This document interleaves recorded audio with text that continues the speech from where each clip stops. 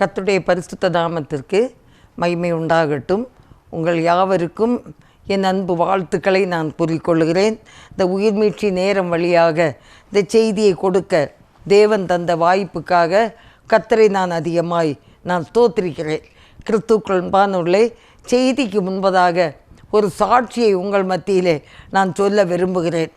1980 வருஷம் நண்பர் சுவிசேஷ ஜெபக்குழு மூலமாக நாங்கள் ஊழியத்திற்கென்று எங்களை அர்ப்பணித்திருந்தோம். இந்த 2025 இந்த ஜூன் மாதம் 1ஆம் தேதி ஆகும்போது என்னுடைய வாழ்க்கையில் நான் 45 வருஷம் கர்த்தருடைய பணியை நான் செய்து கொண்டே இருக்கிறேன். அல்லேலூயா, கர்த்தர் நல்லவர். 1980 என்னுடைய கணவர் ஜனவரி மாதம் சேலம் டைனிஸ்பட் பைபிள் காலேஜில் படிக்க சென்றாங்க.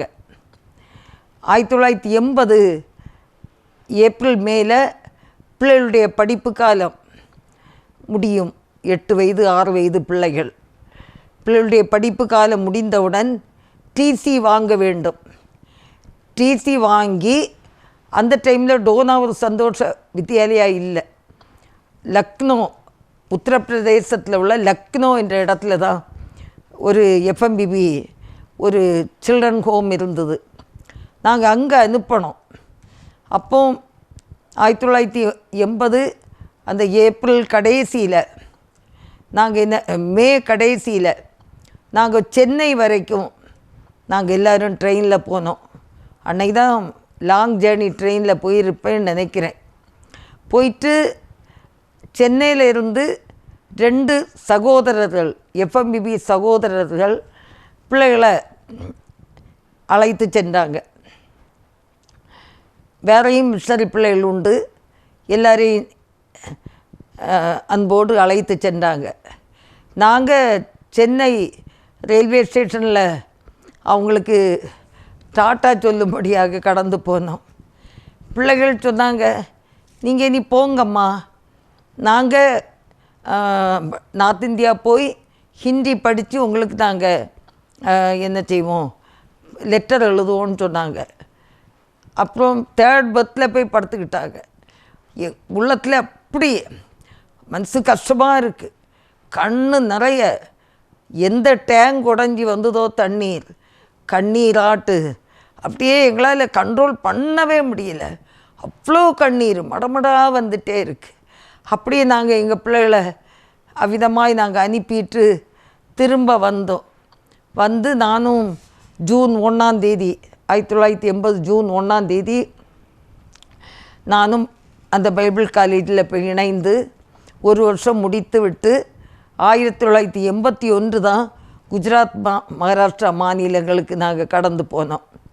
அதுக்கப்புறமே அங்கே ஒரு 8.5 வருஷம் ஊழியம் செய்து என்னுடைய கணவர் கட்டி வைத்து அடிக்கப்பட்டு பலவீனப்பட்டு திரும்பியும் கொஞ்சம் 1.5 வருஷம் ஊழியம் செய்தோம். அதுக்கப்புறம் இருதயம் பலவீனமாகி அவங்க 1990 மே மாதம் 12ஆம் தேதி இந்த உலகத்தை விட்டு அவங்க கடந்து இளைப்பாறுதலுக்குள்ளாக போனாங்க. அவங்களோடு இணைந்து ஊழியம் செய்த காலங்கள் 10 வருஷம். அவங்க 90 போன பிறகு 35 வருஷம் நான் தனிமையாகவே கர்த்தருடைய பணியை நான் செய்கிறேன். அன்பானவர்களே, பலவிதமான வேதனைகள், வியாதி வருத்தங்கள், சோதனைகள், பிரச்சனைகள், கஷ்டங்கள், இழப்புகள் 1 2 இல்லை 3, இதன் மத்தியில் விடாமல் கர்த்தருடைய பணியை செய்ய கர்த்தர் உதவி செய்கிறார். அல்லேலூயா. அது மட்டும் இல்லை, என்னுடைய கணவர் ஜனவரி அந்த 1980 ஜனவரியில் பைபிள் காலேஜு போன பிறகு பிள்ளைகளுடைய படிப்புக்காக நான் ஏப்ரல் மே வரைக்கும் நான் ஊட்டியில் இருந்தேன். அப்போ எனக்கு திடீர்னு ஒரு பிரச்சனை. எப்பா, இந்த ஊட்டியில் பெரிய உட்லண்ட்ஸ் ஹோட்டல், பெரிய பிக்பென் ஹோட்டல் எல்லாம் போய் நல்லா சாப்பிட்டோமே.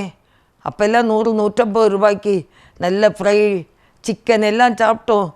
இனி நாங்கள் எந்த காட்டுக்குள்ளே போய் யார் நமக்கு ஃப்ரை சிக்கன் எல்லாம் தரப்போகிறா?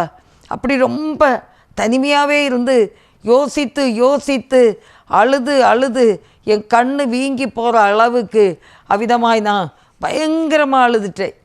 பயங்கரமாக அழுது முடித்து, சரி இப்படியே நம்ம அழுதுகிட்டே இருந்தால் என்ன பிரயோஜனம்? அவங்க தான் ரிசைன் பண்ணி பொய்யாச்சு, நம்மளும் தான் இனி போகிறோம், இனி இதில் அழுதுகிட்டே இருக்கையில் என்ன பிரயோஜனம் அப்படின்னு சொல்லிட்டு நான் அன்னைக்கு படிக்க வேண்டிய ஒரு பகுதி, அதை நான் படிப்பதற்காக நான் எடுத்தேன். அது எதுன்னா நீதிமொழிகள் 30ஆம் அதிகாரம் 7, 8, 9வது வசனம். 2 மனு உம்மிடத்தில் கேட்கிறேன், நான் மரிக்கும் பரியந்தமும் அவைகளை எனக்கு மறுக்காமல் தாரும். மாயையும் பொய் வசனிப்பையும் எனக்கு தூரப்படுத்தும். தரித்திரத்தையும் ஐஸ்வர்யத்தையும் எனக்கு கொடாதிருப்பீராக. நான் பரிபூர்ணம் அடைகிறதினால் மறுதலித்து கர்த்தர் யார் என்று சொல்லாதபடிக்கும், தரித்திரப்படுகிறதினால் திருடி என் தேவனுடைய நாமத்தை வீணிலே வழங்காதபடிக்கும் என் படியை என கலந்து என்னை போற்றி தரலும் அப்படின்னு சொல்லி ஒரு அருமையான வசனம். இதை வாசிக்க 2-3 நேரம் திருப்பி வாசித்தேன். என் படியை என கலந்து என்னை போற்றி தரலும். அல்லேலூயா. கர்த்தர் நல்லவர். இந்த வயது வரைக்கும், இந்த நாள் வரைக்கும் தெரியாமல் யாராவது உப்பை கூட்டி போட்டாலும் சாப்பிட்டுக்கிடலாம், ஒன்றாகாது. நிறைய சீனி பண்டங்கள் தந்தாலும் சாப்பிடலாம், ஒன்றாகாது. கர்த்தர் அன்றாட படி எங்கே போனாலும் இப்படி தான் சாப்பிடணும் அப்படி தான் சாப்பிடணும்னு ஒரு நியமம் கிடையாது. எதை வேணாலும் சாப்பிடலாம், எப்படி வேணாலும் சாப்பிடலாம், பசியாகவும் இருக்கலாம், சாப்பிட்டும் இருக்கலாம். ஆண்டவர் இதுவரை அற்புதமாய் நடத்தி வருகிறார். அல்லேலூயா. அழைத்த தேவன் உண்மை உள்ளவர். பல இழப்புகள் வந்த உடனே ஒருத்தர் என் வீட்டிலே இருந்து என்னை பார்த்து சொன்னார், உனக்கு இந்த 2 மரணம் எதுக்கு தெரியுமா? நீ செய்த பாவந்தான் அப்படின்னு சொல்லி தலையை ஆட்டி ஆட்டி பரியாசம் பண்ணார். இன்னும் அநேகர், உன்னுடைய அழைப்பு உண்மைதானா, இப்படியெல்லாம் கேட்டவங்க உண்டு. அன்பானவர்களே, கர்த்தர் நல்லவர். நான் பகலில் அவங்களுக்கெல்லாம் நல்ல பதில் சொல்லிடுவேன், ஆமான்னு சொல்லிடுவேன். ராத்திரி கர்த்தருடைய சமூகத்தில் பாரத்தோடு நான் ஜெபிப்பேன். ஜெபிக்கும்போது ராகத்தோடு ஆண்டவர் தந்த பாடலின் ஒரு அடியை நான் உங்கள் மத்தியில் நான் பாட விரும்புகிறேன். அழைத்தவரே நீர் உண்மை உள்ளவர், கடைசி வரை நீர் காக்க வல்லவர். கடுங்காற்றோ கொடும் புயலோ என் நிலையிலோ காக்க வல்லவர். கடுங்காற்றோ கொடும் புயலோ என் நிலையிலோ காக்க வல்லவர். அழைத்தவரே சத்துருக்கள் எதிரிட்டு வந்தாலும், பலவித சோதனைகள் சூழ்ந்து வந்தாலும், சத்துருக்கள் எதிரிட்டு வந்தாலும், பலவித சோதனைகள் சூழ்ந்து வந்தாலும், கர்த்தர் எனக்காக யுத்தம் செய்குவார். கலங்கிடனே நான் ஜெயித்திடுவேன். கர்த்தர் எனக்காக யுத்தம் செய்குவார். கலங்கிடனே நான் ஜெயித்திடுவேன். அழைத்தவரே கர்த்தாவே நீர் செய்த நன்மை ஏராளம், விவரித்து சொல்லவோ நாட்கள் போதாதே. கர்த்தாவே நீர் செய்த நன்மை ஏராளம், விவரித்து சொல்லவோ நாட்கள் போதாதே. இரட்சிப்பின் பாத்திரத்தை எடுத்து சென்று உழைத்திடுவேன் நான் இயேசுவுக்காய். உழைத்திடுவேன் நான் இயேசுவுக்காய். அழைத்தவரே நீர் உண்மையுள்ளவர், கடைசி வரை நீர் காக்க வல்லவர். கடுங்காற்றோ கொடும் புயலோ என் நிலையிலோ காக்க வல்லவர். கடுங்காற்றோ கொடும் புயலோ என் நிலையிலோ காக்க வல்லவர். அழைத்தவரே. அல்லேலூயா. அன்பானுள்ள இந்த நேரத்திலும் நான் செய்திக்காக எடுத்துக்கொண்ட வேத வாக்கியம் ஆதியாகமம் 39ஆம் அதிகாரம் 3ஆம் வசனம். கர்த்தர் அவனோடே இருக்கிறார் என்றும் அவன் செய்கிற யாவையும் கர்த்தர் வாக்கிய பண்ணுகிறார் என்றும் அவன் எஜமான் கண்டு யோசேப்பிடத்தில் தயவு வைத்து என்று பார்க்குறோம். இந்த யோசேப்பு எகிப்துக்கு கொண்டு வந்த விதத்தை எல்லாம் நீங்கள் பாருங்கள். 37ஆம் அதிகாரத்துலேருந்து நீங்கள் படித்து பார்த்தீங்கன்னா தெரியும். யோசேப்பு கடைசி குட்டி மகன், அதனால் பெற்றோர் இடத்துல ரொம்ப அன்பாகவே தான் இருந்தாங்க. இதை பார்த்த சகோதரங்களுக்கு எரிச்சல். எப்படியாவது ஒரு நாள் இவன் நம்மளை தேடி வருவான், அப்பா அனுப்பி வைப்பாங்க, நமக்கு ஏதாவது ஆகாரங்களை கொடுத்து அனுப்பி வைப்பாங்க, அப்போ இவனை ஒரு கை பார்க்கலாம்னு பிளான் பண்ணியிருந்திருக்காங்க. ஆகையினால தான் இங்கே போய் உங்கள் அண்ணன்மாரெல்லாம் போய் பார்த்துட்டு வா மகனே தகப்பனார் அனுப்பும்போது பாவம் ஒன்றுமே தெரியாமல் இன்னசென்றாக அவன் போகிற நேரம் பலவண்ண வாரான்னு சொல்லி அவனை தூக்கி ஒரு குழியில் போட்டாங்க. அந்த அங்கேயே உறிஞ்சி அதில் ஆட்டை அடித்து ரத்தம் தோய்த்து ஏதோ உங்கள் மகனை ஏதோ ஒரு மிருகம் தின்னுட்டு அப்படின்னு எல்லாம் அப்பாட்ட போய் சொல்லி கடைசியில் நம்முடைய சகோதரன் உளையான சேற்றில் அப்படியே மறிக்கிறது நல்லதில்லை அப்படின்னு அவனை தூக்கி எடுத்து 20 வெள்ளிக்காசுக்கு மீதியாண்டத்தில் கொடுத்து அவங்க என்ன செய்தாங்க, எகிப்து கொண்டு போனாங்க. அங்கே எகிப்தில் அந்த ராஜாவிடத்தில் என்ன செய்தாங்க, அவனை விற்று போட்டார்கள். அந்த யோசேப்புடைய நிலைமையை கொஞ்சம் யோசித்து பார்த்தீங்களா? அவன் அந்த கெட்ட குமாரன் தன் தகப்பனை விட்டு எனக்கு சம்பாத்திய எனக்கு சொத்துல பாதிய தாங்க, நான் தூர இடத்துக்கு போறேன் அப்படி போய் சொல்லி அப்பா சொல்லியும் கேட்காம பாதி தன்னுடைய சம்பத்தை எல்லாம் கொண்டுட்டு போய் துன்மார்க்கரோட அந்த சம்பாத்தியத்தை எல்லாம் அழித்து கடைசியில் அவன் திரும்பி வந்தான். பார்த்தீங்களா? அதே போல இல்லை, இவனை சொந்த சகோதரர்கள் விற்று போட்டார்கள். அப்ப எப்படி வேதனையா இருக்கும் யோசித்து பாருங்க. அந்த இப்படிப்பட்ட சோதனை வேதனையிலும் அந்த யோசேப்பு பின்வாங்கி போகல. எனக்கு ஏன் இப்படி வந்ததுன்னு சொல்லல. எங்க அழைக்கப்பட்டானோ எங்க அனுப்பப்பட்டானோ அங்கே உண்மை உள்ளவனாய் இருந்து அங்கே பணியை செய்தான். யோசேப்பிடத்துல அந்த பார்வோன் தயவு வைத்து அவனை தனக்கு ஊழியக்காரனும் தன் வீட்டுக்கு விசாரணைக்காரனுமாக்கி தனக்குண்டான யாவற்றையும் அவன் கையிலே ஒப்பு கொடுத்தான் என்று சொல்லி பார்க்கிறோம். அவன் நிமித்தமாக, யோசேப்பின் நிமித்தமாக கர்த்தர் எகிப்தியன் அந்த வீட்டை ஆசீர்வதித்தார் என்று சொல்லி பார்க்கிறோம். பாருங்க, அப்படி உண்மை உள்ளவனாக கர்த்தருடைய சித்தம் செய்தவனாக. இது கர்த்தருடைய சித்தம்னு யாராவது சொல்ல முடியுமா? இப்படி ஒரு சொந்த மகன், சொந்த சகோதரனை விரட்டி அதை அவன் தேவ சித்தம்னு அவன் எடுத்திருக்கான். நம்மனா எடுத்திருக்க முடியாது. நம்மனா சபிக்கவும் சாபம் போடவும் செய்திருப்போம். விளங்குவானா? என் அண்ணன் விளங்குவானா? என்னை இப்படியெல்லாம் பண்ணுனானே இல்லை. அன்பானோடல அவன் நான் இப்போ பாடினது போல இந்த வழியிலே நடத்தின ஆண்டவரே, அழைத்தவரே என்று சொல்லி அவன் பாடியிருப்பான். ஆகையினால தான் அங்கே அவன் பெரிய பொறுப்பில் இருந்தான்.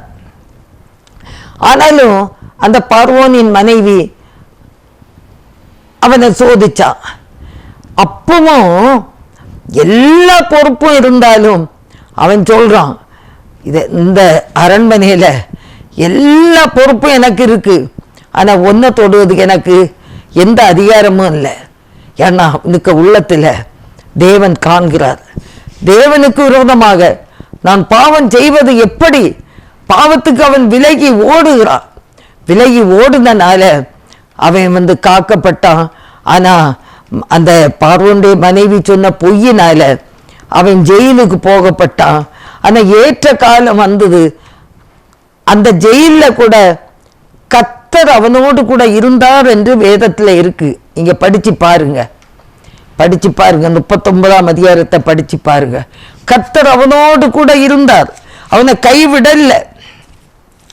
அது மட்டும் இல்ல, எகிப்து கொண்டு போகப்பட்ட பிறகும் அங்கே கர்த்தர் அவனோடு கூட இருக்கிறார் என்றும் அவன் செய்கிற யாவையும் கர்த்தர் வாக்கிய பண்ணுகிறார் என்றும் அவன் எஜமான் கண்டு அந்த அரண்மனையில் உள்ள சகல பொறுப்புகளையும் அவன் கையிலே கொடுக்கிறதை பார்க்கிறோம். அல்லேலூயா, அல்லேலூயா. அன்பான தேவனுடைய பிள்ளைகளை, இன்றைக்கு நம்ம எப்படி இருக்கணும்? கர்த்தருக்கு பயப்படுகிற பயத்தோடு வாழ வேண்டும்.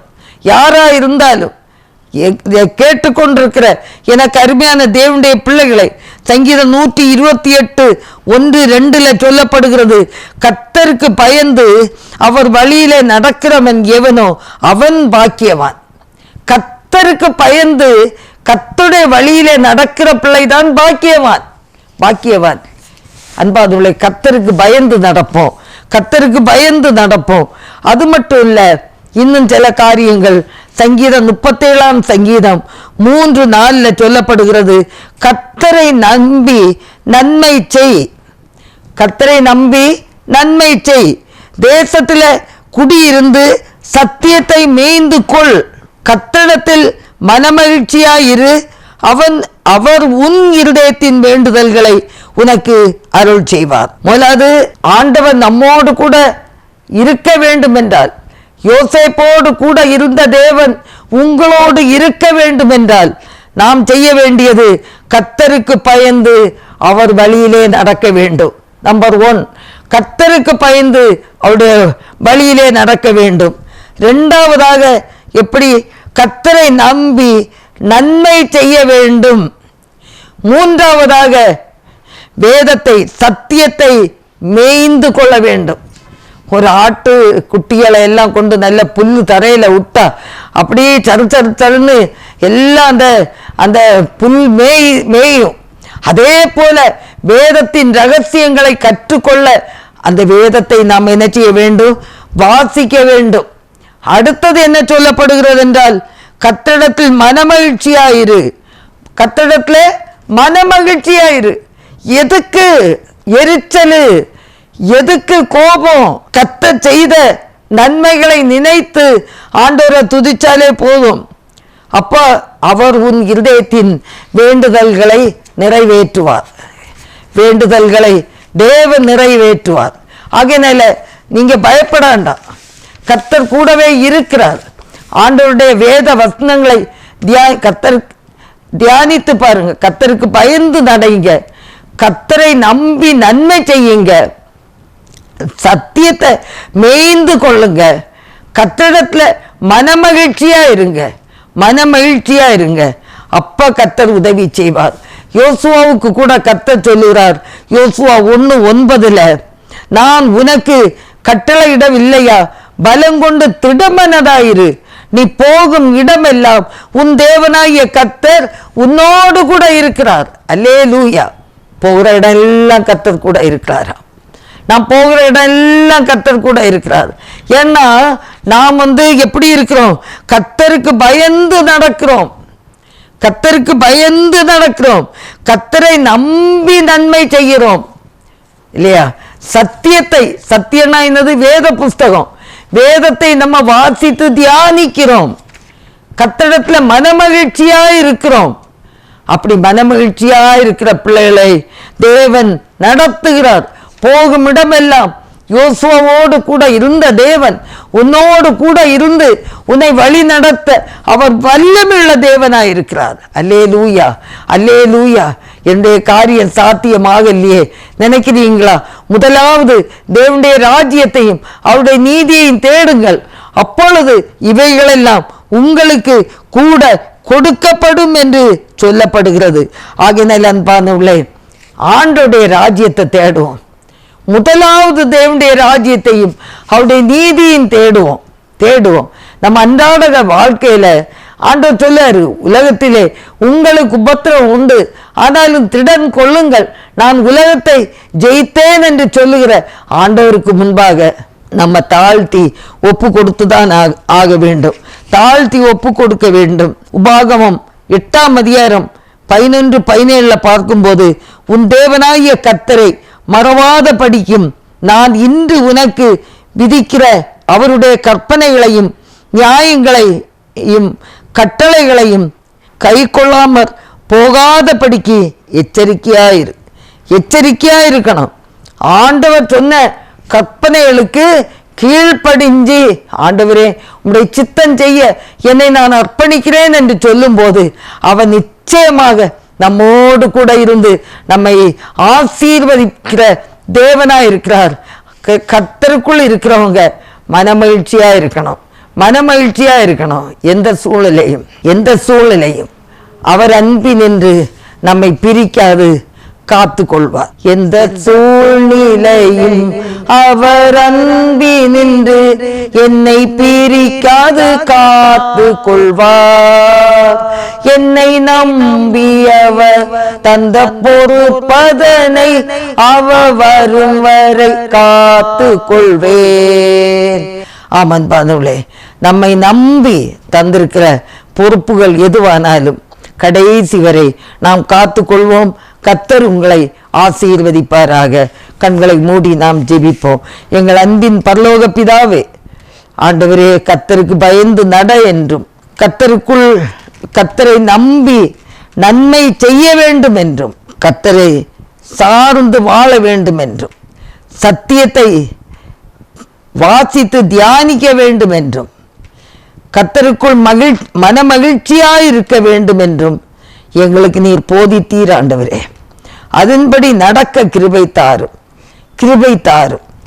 உடைய வழி நடத்துதலுக்காக ஸ்தோத்திரம். எங்களை காத்து பலப்படுத்துவதற்காக ஸ்தோத்திரம். எங்களை முற்றிலும் அது கரங்களிலே தருகிறோம். நீரே பொறுப்பெடுத்துக் கொள்ளும். தூய ஆவியானவர் எங்களை நடத்தும்படியாய் ஜெபிக்கிறோம். ஹல்லேலூயா. நன்றியோடு துதிக்கிறோம்.